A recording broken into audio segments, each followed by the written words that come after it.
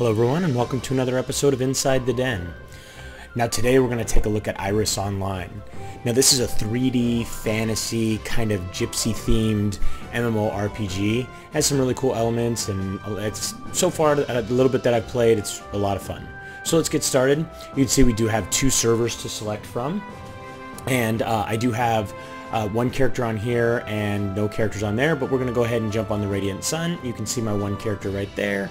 I've got a level 6. You can see it's a mage, and you can see his location right there. He's actually in the town of Terminus. But we're going to go ahead and go through the character creation process so you guys can see what that's all about. And we need to change tarot cards. So you can see each of these little things are little tarot cards that you guys sit on and stuff like that.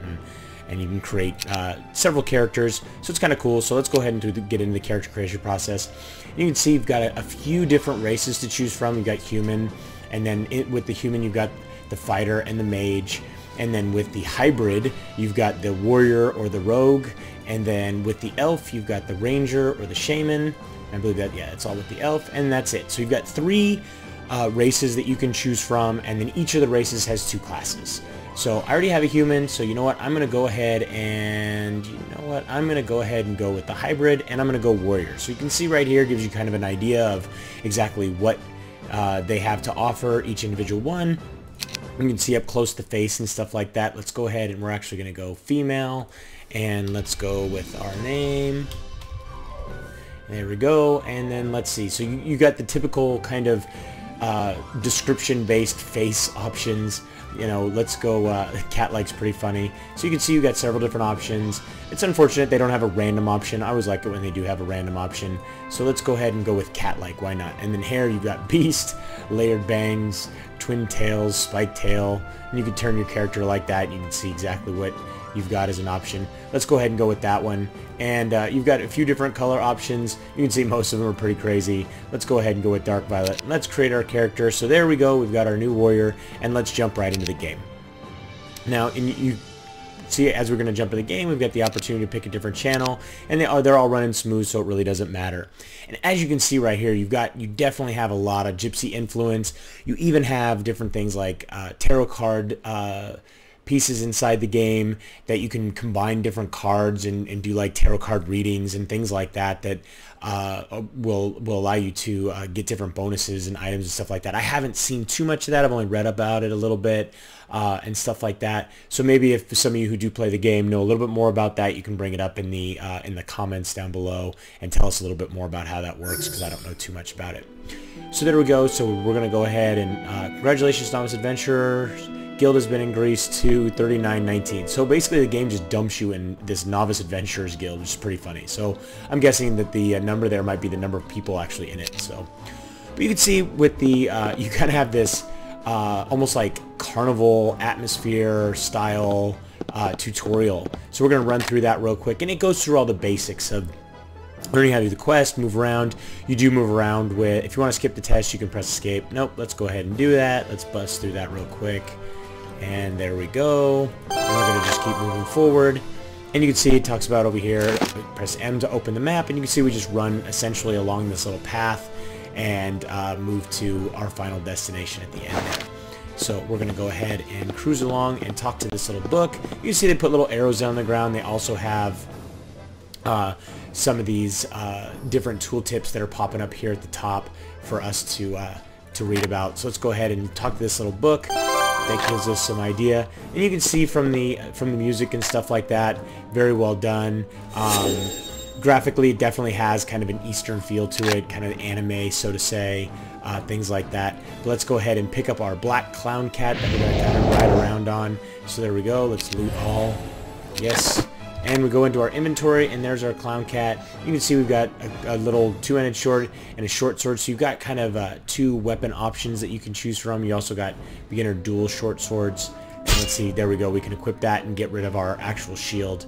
We're going to go that route, which is probably a little more DPS, which is what we're after anyways. So let's start cruising along. We're going to cruise down this little corridor here and get shot at by these cannonballs. Let's close that out. You can see there's people on this other mount here. She's jumped on, just happened to jump on one of the purple ones. This is basically telling you just some of the basics. Dimensional Lift. This is more of the storyline type stuff in these different books, but it's always good to pick these up. Give you a little bit of experience that they give, and you do take damage. You can see I took 1 point of damage from those explosions from these cannonballs, training cannons they're called. So, but it's pretty cool. I mean, I definitely for me, I definitely like the atmosphere that the game. It's just something different. I mean, it is kind of a simple cartoony style type thing, but it still does give a different feel to it and things like that. Let's go ahead and jump off of our cat here, and we're going to go ahead and take out some of these dummies. Let's go ahead and attack. And we do have a couple of skills starting out, Hasten Slash and Tempest Slash, so let's go ahead and use them. You can see we've got some pretty cool animations with them. And you do have this one right here, actually, increased physical attack power by 14. It's really weird that they say increases physical attack power by that, because that just means that's how much actual damage it does. So I always thought it was kind of weird that they do that, but, you know, hey, whatever. So let's head over here and get this little book's The Warrior's Leap. So read the book, close, and there we go, complete that. And you can see up here you've got your experience bar, and then you got your S experience, which is like your skill experience. So it's kind of nice to have the two different options. When you bring up your skills, you can see here you've got a few different trees to choose from. You see one's kind of a protection tree. You see there it's got the sword and the shield, and then this one's more of your two-handed weapon, and this one's more of your dual weapons. You can see I've got a bunch of different skills that I can actually put down in my hotbar, but for now I'm pretty good with what I've got there. So let's keep cruising through here until next time. So you can see you want to see your fortune. We're using tarot cards. They can give you mysterious powers. I can even make you transform into a monster with these tarot cards. So Joy of Transformation. So you will get cards even when you're just fighting different monsters and stuff like that. You'll pick up these boxes, and a lot of times the boxes will have cards in them. You'll be able to transform into different monsters. So monster transformation help explorers travel with ease. So yeah, you can essentially transform into these monsters. Like you'd see, it kind of looks like a giant baby right there. So you can do that, and you transform into the monsters. You're able to either walk through the different areas, or let's see here. Do we have it? Transform card box. So there we go. We open that up. Let's go ahead and we'll transform into this mushroom. So there we go. We're able to transform into this mushroom, and you have different attacks with the mushroom that you transform into. So we're gonna cruise along here, and we're gonna take some of these guys out. I believe that's what the quest was. Yes. So we need puppet pack number 3. After you transform a monster, hunt down these guys. So yep, we need one more. So let's go ahead and use this skill right here and take him out. And there we go. And just like anything, your buffs go up here next to your mini map. So we can take that off and start cruising along. But when we take that off, you can see those cannons started to fire on us. But we'll be out of here soon enough. You do move around with WASD. I know I didn't mention that right out of the gate. But you can also move around with point and click. So you can get around pretty easy. You can also take and click on the map, and you can move to that point in the map. So it's kind of nice to be able to do that on the map. They don't have an automatic system where you can just take and click on like an NPC's name or anything like that.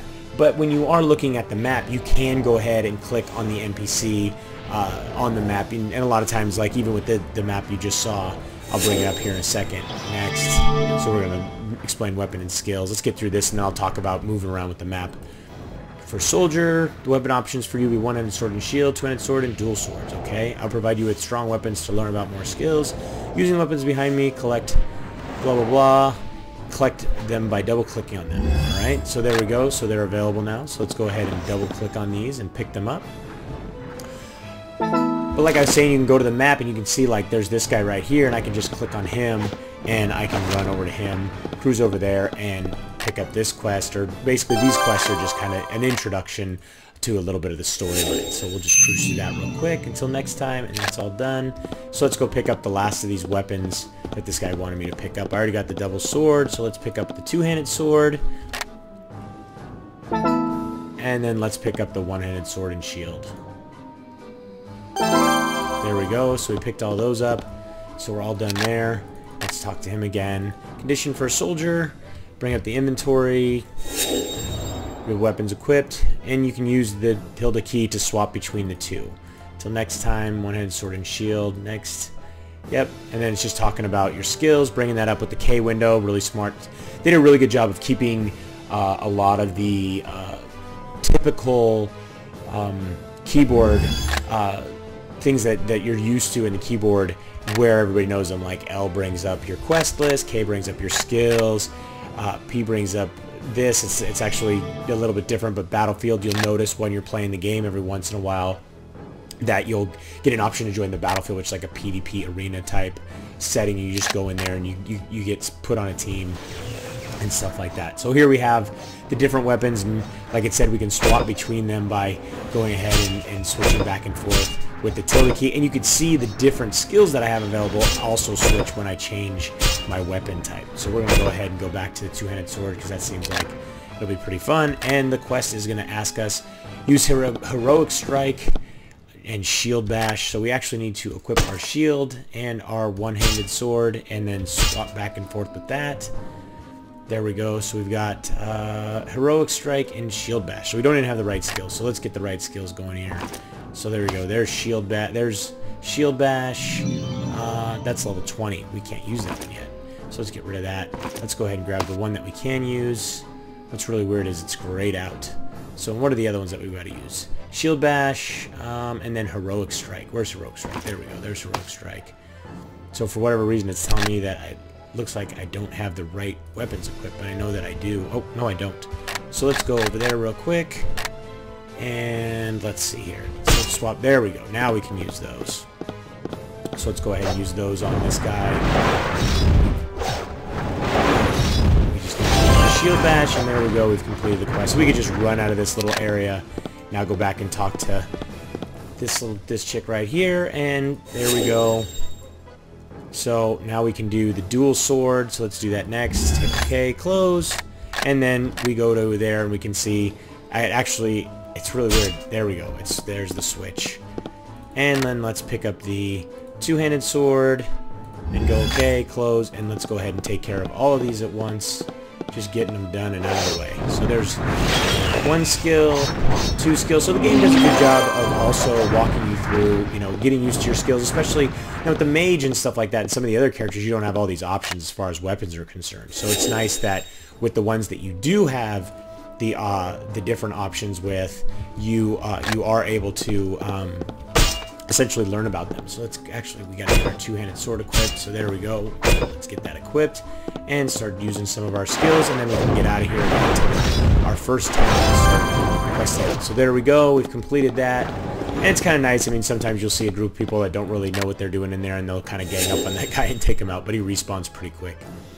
So there we go. So we're all done in here. I've completed the tutorial, and so we're off to our next great adventure, and I believe the person that we need to talk to is right over here. There we go. So she's going to take us out of here, out of the tutorial, and into the main. There we go. Please let me out of this test site. So there we go. We're off. And you can see, like, right as we get into it, graphically, the game is really well done. You can hear musically, they'd spend a lot of time on the score and stuff like that, which is always nice to see when games put in a good amount of time. And lastly, the one thing that I know everybody's always worried about, as you can see right now, I got into the beginning area right as I logged in. You can see there's players playing the game, which is always a big thing for me. When you log in and the game is completely barren of players, it always has me worried, because it's like, where is everybody? And sometimes, it's simply because, players are just, they just don't have any new players. So sometimes it's just because all the players are at a higher level, but there is a good player base. But with this, you can see right away, when you roam around, you can see there's a little mount, like reindeer type mount. But you can see right away when you run around here, there's other players running around the city. There's other players running around outside the in the first kind of like newbie area and stuff like that. So it's always nice to see that. I'm getting a little bit of lag right now, but that's probably because of fraps, but that's okay. So there we go. We pick up some more quests. And let's look at some of the other options that we have here. So we can bring up this, and you can see they've got this dungeon option. I don't have access to any dungeon right now. Then we've got our inventory, which you already saw, so let's close that out. You already saw our quests. Our general skill, this is kind of like your emotes and stuff like that. And then you've got your warrior skills. And then you also have kind of these ones over here, which are kind of your, they're kind of like your unassigned skills. But you can see right here, It really depends on what you want to do. I mean, if you want to be strictly like heavy DPS, obviously you want to go with this one. It's more physical attack. If you want to be more of your tank type character, you want to go ahead and increase your hit points. It's kind of very similar to, so, you know, most of the games out there, you want to structure your character based upon your play style and things like that. But let's, you know what, let's head outside and actually show you guys what the beginning zone looks like in the first few, you know, the first kind of monsters. It's a little logging area. It's right outside this gate. And the one thing I can tell you, though, is that I've seen, you know, there's another mount right there, and let's see what level is that guy. 36. What level is this guy right here? Oh, that was actually the guy I clicked on. He's 36. I've seen some different people running around kind of like the mid-30s, 40s level and stuff like that. But for the most part, I can tell you that the experience rate is not that fast. Like you see, I mean, going through the tutorial, in a lot of games you go through the tutorial, and by the time you get through the tutorial, you know you're level 5, 6, 7, even sometimes higher. And with this, you can see I got through the tutorial and I'm only level 2. And you see this girl, this character's riding around a little crab. She's only level 20. But you can see I'm level 2, and then I've got 22.5% onto the next level. So we're gonna go ahead and take out some of these bushes so you guys can see more of how the combat works and stuff like that. You can also see, we jump on the map real quick and we can walk over to a different area where some of the quest givers are. And once again, like I said, you can see there's definitely other players playing the game. I kind of think it's cool that when you pick up these quests, there's always a little graphic of the character that you're talking to or the NPC that you're talking to.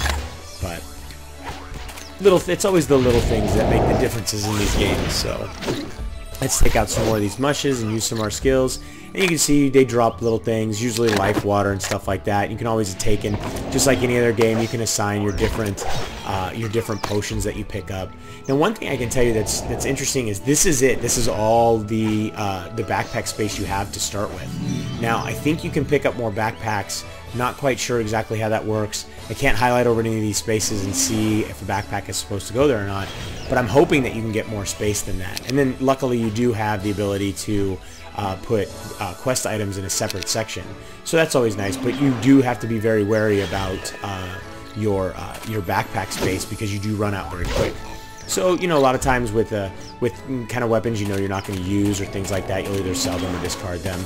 It is a nice thing. You can see here that the game does start you off with some experience bonus potions. I think part of that is they want to get you leveling up. Like you saw, I mean, I've killed 3 things and I've already gotten about 20 experience. So it looks like the experience for actually grinding away is a little bit better than it is for doing some of those quests. Now, granted, some of those quests were quests inside the tutorial area and stuff like that, so that's not necessarily the best indicator of exactly how that stuff is going to work.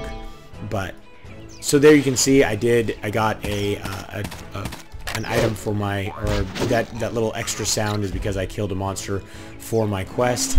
And then it looks like, nope, there's all my quests, but the only quest I have right now is just to take these little guys out. You can see you've got the mini map up here. You can highlight over NPCs and see what they're all about and stuff like that. You can see the zone map. And in the zone map, it's got a nice little legend to tell you exactly what different guys are and things like that. And you can click even on this right here and head off to this area. So this other field, you say I can click on it and my character will start running off in that direction, but we don't want him to go there. So we're going to go ahead and keep taking out some of these guys. But I hope you guys enjoyed today's trip inside the den. Don't forget to subscribe and keep yourself updated as each new episode is released. And if you'd like to play or learn more about Iris Online, you can read the full review at MMOden.com or just click the link in the description. Till next time, thanks for watching.